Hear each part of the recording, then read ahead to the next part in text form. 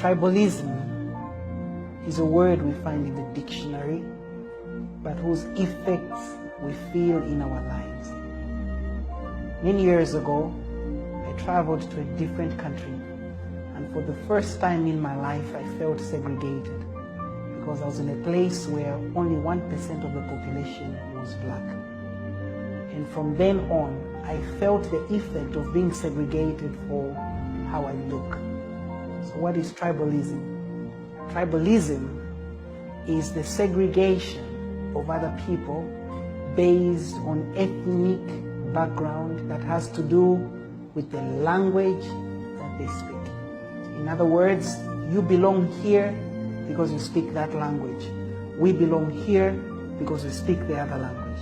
Therefore, the benefits or the advantages and disadvantages are shared according to tribe. What are the effects of such a thing that sometimes we do knowingly and other times unknowingly?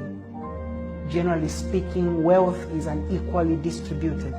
Opportunities are not distributed based on merit, but rather based on tribe. In other words, if somebody of a greater caliber, somebody who is the right person for the job, comes from a wrong tribe, we end up giving it to the right tribe. Imagine a driver, you're supposed to have a driver with a class CE to drive a big bus.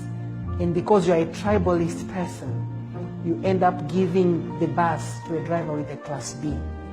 That means the passengers are not safe. One of the effects of tribalism is retardation, lack of national development, lack of unity, lack of cultural and mutual symbiosis, which God designed for us in His natural equilibrium. Another effect is even amongst the same people that you are giving that cake to, you find that they will not eat a balanced diet of all the other cakes from the other 72 tribes. We have to combat tribalism. It's a decision that has to be made by each one of us. How do we do it?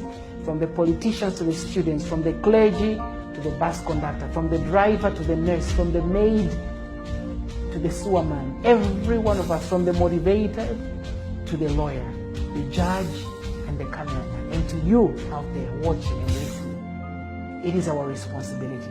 How, Mubita, you ask me? Well, it's not easy, but just because it's hard doesn't mean it can't be done. Number one, be a fair person. Number two, be a balanced thinker. Number three, be logical. Ask yourself, this thing that has been done all these years for many centuries back, is it the right thing to do? Is it logical anymore that we continue on this path of secluding ourselves or denying other people of a different tribe?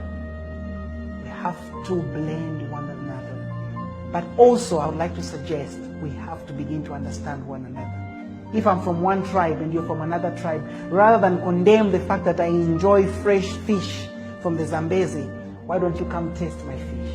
Why don't I come and eat your pumpkins or your watermelons or your rats or your whatever it is, your monkeys or your hopanis or your hippopotamus, whatever it is.